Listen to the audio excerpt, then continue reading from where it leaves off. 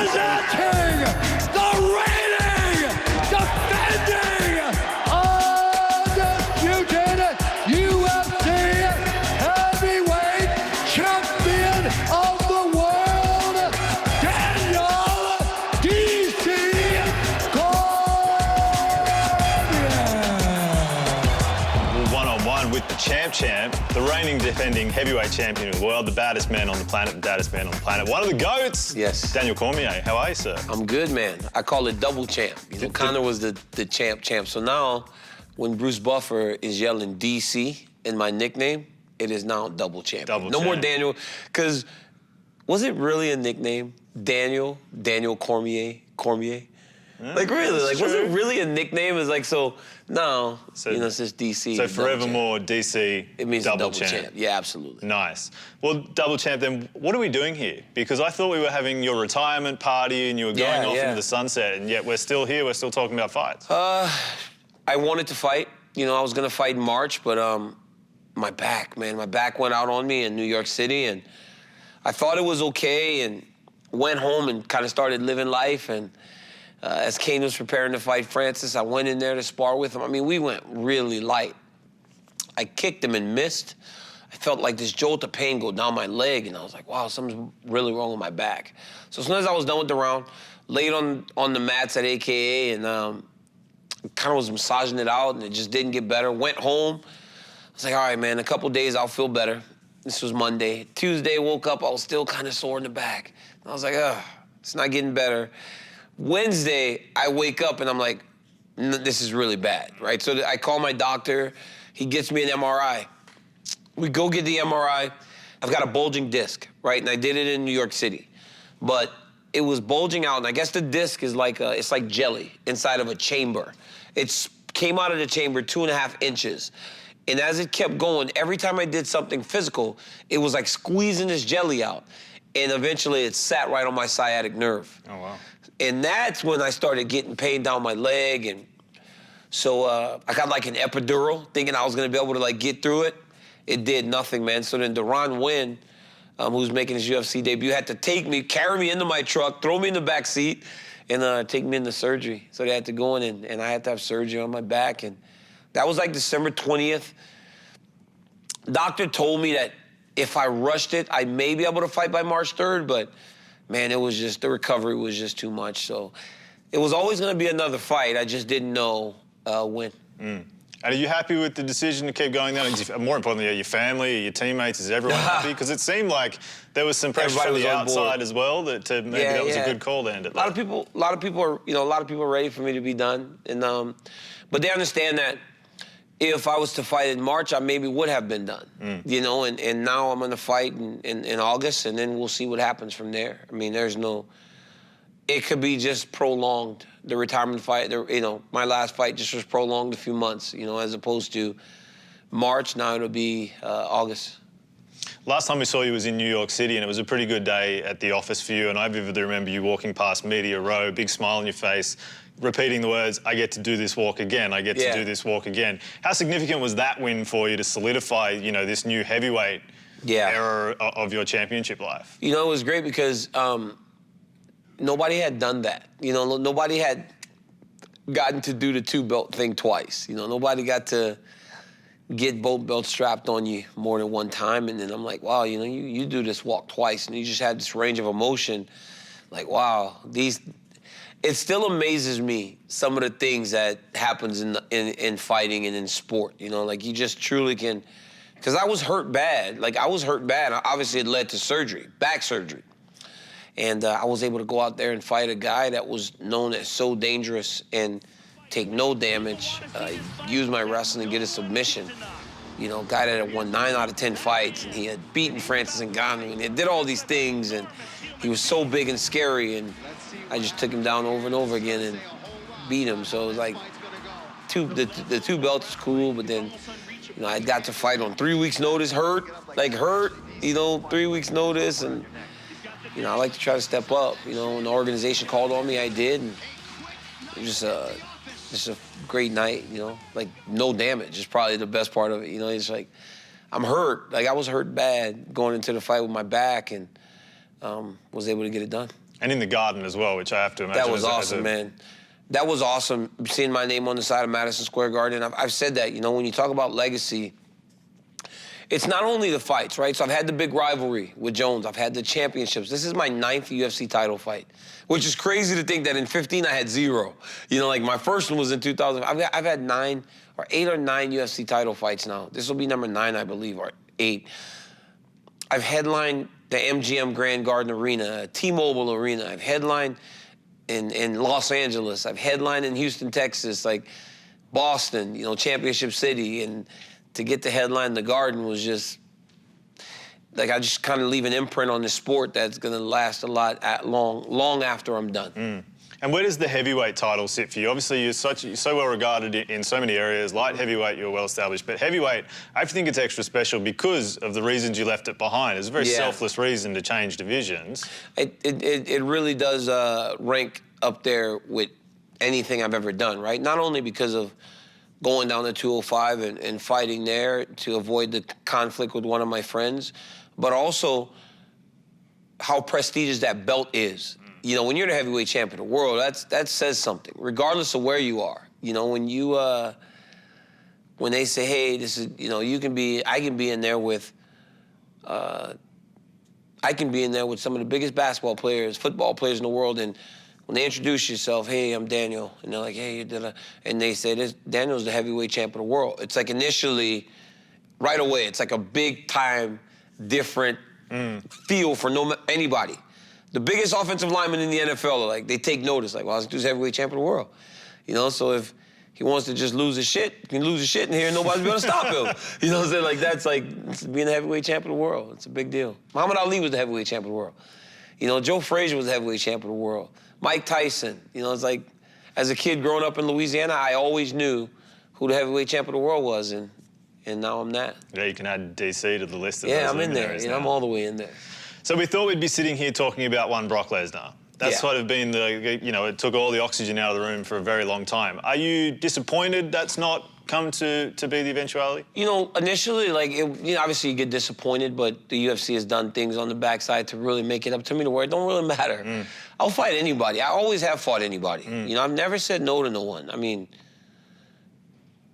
it was supposed to, they said Brock Lesnar. I said, okay, a lot of money, you know, big time name.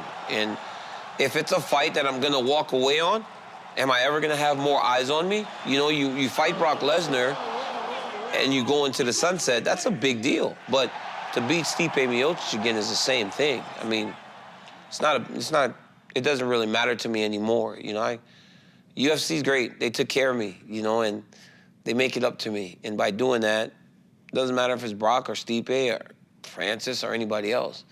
Whoever's in there has to get it. So you've always said if it wasn't going to be Brock, you'd happily fight Stipe again. He's obviously been out, you know, petitioning for the fight for a long time, and it's a very different build-up. I think it's fair to say. And the first time was, you know, it was quite rightly very respectful, and you were both champions, and it felt a little different to how this one's sort of trending. Does it feel that way to you? Absolutely. You know, it's because I've always been very vocal about that. Like, that's why when he gets, like, he's upset and he's saying stuff like, give me my rematch, and I'm like, yo, from the moment that this thing happened, I told you, I would fight you. If this Brock Lesnar thing doesn't fall apart, I'll definitely fight you. It's not a problem. So why are you acting like this? You know, and then he says, he said something like I'm stupid because I say one thing he didn't know about the Brock Lesnar thing. Dana said it in front of us at a press conference. I mean, what is he talking about? He was right there and goes, the winner's gonna fight Brock Lesnar. And I was like, oh my God, dude, big money. Right, like I did it right there, and Stipe's like, I didn't hear anything about it. I'm like, dude, shut up, you're lying. You know, like, you're lying. And then I'm like, hey, go fight someone. You know, it's been a year, I fought. Why haven't you fought? And then he hits me with the, I'm sorry, DC, I haven't been fighting, I've been fighting fires. I'm like, oh, I have no response to that. What am I supposed to say? You're a fireman, you're a hero. Like, I can't respond to that. It's like he hit me with, that one, Stipe, we're going there. Like, I've been fighting fires while you've been fighting internet stars. I'm like, okay, man, you win, Stipe. When you look back at the first fight with Stipe, obviously, you know, you can only inform so much from past go-outs against a guy, but what do you take from that experience? Because that went about as well for you as it could on that particular night. I thought he did okay. You know, he was fighting pretty good. You know, he was hitting me, but it's a fight. You're gonna get hit. You know, like, we're gonna hit each other. I found in that fight that, so Rogan told me, Rogan would say stuff, right? Like he hits so hard and everything. I'm like, God dang, you know, like, Joe, did he hit you? Right? Like, that's the only way to know that this guy hits that hard, Joe. Did he hit you? Like, has he hit you before, Joe? But Joe Rogan will get you scared. Like, this dude has the power of the... I'm like, God dang. And then he hit me, and I was like, oh, this isn't very hard. You know, I was like, this is not very hard. And I was like, okay. Then I can pick up on some of his tendencies. And I was like, and I started hitting him, and I was like, and it just started looking like every other fight, right? Like initially, it's like him backing me up. He threw me down once, he hit me with a couple punches, and then I started walking him down. Like you watch the fight, there's no difference between my fight with Stipe as opposed to Volkan or anyone else, right? He's the heavyweight champion of the world. I'm walking him down, I'm jabbing him in his face, I'm hitting him. He's starting to back up, which is him accepting that, okay, this shit's going, now he's walking me down and hitting me. It's like it was just gonna be the same way. Like, it's just gonna be the same way. Like, he didn't hit hard enough to stop me off of him. And once I realized that, I was able to just kind of walk him down and do my thing. And even, I get hit with a lot of these things. Like, DC, you poked him in the face. I did poke him in the face. I did. And that's one of my bad habits, because I do it when I'm boxing in the gym. I'll keep an open hand as I'm hitting guys if they're too far away. But when you're in the fight, there's no cover on a 16-ounce glove. I poked him in the eye and I apologize. But his face wasn't cut up from that. It was cut up from me jabbing him in the face and beating him up. That's why he looked like he had been fighting for 5 rounds when we had only fought for 4 minutes. And I was faster than him. And he didn't have the power to keep me off of him. That's what I felt in the first fight. And I don't know what he's gonna do to change that. The narrative for you a lot of the time was always you're going up against a big hitter, you're going up against a big hitter. And I remember when we spoke prior to the fight with Anthony Johnson, your response to that was, well, I'm not hitting with pillows. Like, yeah. I'm throwing as well. Do you feel like you're getting a bit more respect for the power that you have now as a result of a performance like that? I mean, I'm not known as the biggest puncher, right? Like, when I fight, you know, like, I'm doing well when I can get a takedown, and I'm just really wearing guys out. Because eventually, you know, I'm going to continue to press, and they're going to start to fade.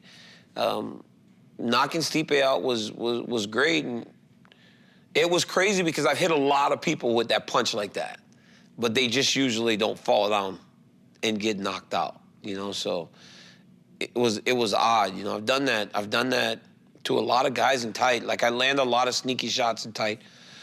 I don't think, I don't necessarily think it's gonna be, people go, oh my God, you're such a big puncher now. I'm not known as that, but I guess he's gotta respect it. I think he'll respect it more now than he may have in the first fight. But certainly being back at heavyweight, you must feel an extra sort of lift of power in there, just from not diminishing yourself in the days and weeks leading up. Man, I was hitting dudes so hard at 205. I was trying, at least. I was like, sometimes I would try to hit him so hard, and I'm like, how in the world is this not taking an effect on these guys? Because it was very clean.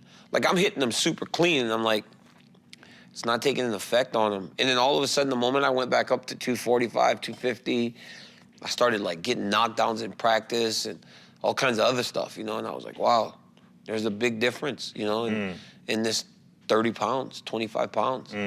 But I was hitting dudes hard at 205, like hard as I could. But I wasn't like dropping them or knocking them down. I mean, I don't even know if I have a knockdown. One, Patrick Cummins. Yeah. That's the only guy I knocked down in my whole light heavyweight career, and I think I fought, I mean, I probably fought 8 times in this weight class. And I had 1 knockdown. It's crazy. So I'm assuming there's no changes then to the game plan moving forward for a second go-around. I mean, you've been doing this for a long time, so I have to think the camp stays the same, you know, the training stays the same, and it's just the mentality going into the fight. You know, I have a system in place in San Jose that I stick with. You know, like, I start training. My strength coach, Chris Camacho, comes out 12 weeks before the fight. We start working. Then my boxing coaches, Rudy and Rosendo, they start coming down from Fresno, and Rosendo starts coming from Santa Rosa, like far, right? Rudy's driving 2 hours, Rosendo's driving 3 hours. And then you start seeing the guys kind of file in. You know, Thiago Beowulf comes in from either Brazil or wherever he is at, and the guy, you start seeing all the familiar faces around the gym, and you understand that it's training camp time. And we do what we do, you know? I'll sit down with Bob and Hav and we'll come up with how we want to approach the fight. You know, last time, I said, I watched his fights and I was like, he really does this thing. And they're like, what is it? And I showed them and they were like, wow, he really does do this thing. And that's the thing we got him with, you know what I'm saying? So I'll go back and there's something else that he does that I'm not gonna say right now because it's before the fight. But there's something else that he does. He's not gonna see this, DC. Come on, he's gonna give us a little something. There's something else that he does that's gonna show itself in the next one because he's still doing it. So it's like, it's fine. I'm excited about it. And is this it? Is this the last ride for the double champ? I think so. I think it's probably gonna be done for me. You know, I have to look at other things. You know, obviously my kids, my family, my wife, spend more time at home, and just do some of the things that I do outside the octagon. Like me not fighting hasn't meant that I haven't been extremely busy. I've got some really big things going on the television side of things and other different avenues that are coming out, and it's gonna be great, you know. So I've got a lot of things going, and yeah, I think at some point, man, Father Time wins, right? Like even when I was 36, 37, I'd look at guys across the octagon, they're 25, and I'm like, holy shit, there's a 25-year-old kid. The octagon's probably like one of the only places I would ever really be interacting with this kid, like especially in this way, right? Like I wouldn't be in a bar in the same place with him or a club where this kid's hanging out with his friends. Like I won't be there with a 25-year-old kid. Yeah. The only time I'm really interacting with this kid is in a build-up to a fight and in an actual fight. So, even in those moments, you realize, like, yeah, you know, it's almost like the guy that goes to the high school party with his varsity jacket. At some point, that dude's got to tuck that thing away, you know, start making memories of him and go find something else to do. Because there was always one other fight out there that people were dangling as that might keep you going, but it seems like, from talking to you here, even you've had a mentality shift that's in the past now. That's not as important as maybe it was a few years ago, too. Yeah, the Jones thing is always going to linger, you know, but, I mean, I don't need it. I don't need it. You know, I did a lot of the things that he said he was going to do, right? I just did it, and I did it in such an emphatic way that even if he was to go up now, it would be hard to match how I did that against who I did that against. So, yeah, man, I'm good. I don't really need that. And a second heavyweight championship title defense, that's not a bad way to go out, right? Hey, listen, 3 title defenses at light heavyweight, 5 title fights, 3 fights at heavyweight, 2 title defenses, the old belt, the new belt. I mean, could get any better? That sounds pretty good. Let me tell you something, man. For a dude that started this thing when he was about to turn 31 years old, it hasn't been a bad ride for me. So I've been a lucky man, blessed. Yeah, you've done all right. And it's been good watching you do it. We appreciate your time and wish you the best of luck over the coming months and in the fight. You are the man. Thank you. You look nice, too. Thank you. I appreciate that. I love how well you clean up. Coming from you, that means something. Well, we've come a long way, you know. It has. There's been ups and downs along the way, but I feel like we've come out strong at the tail end. I mean, it could only have gotten better from where we started.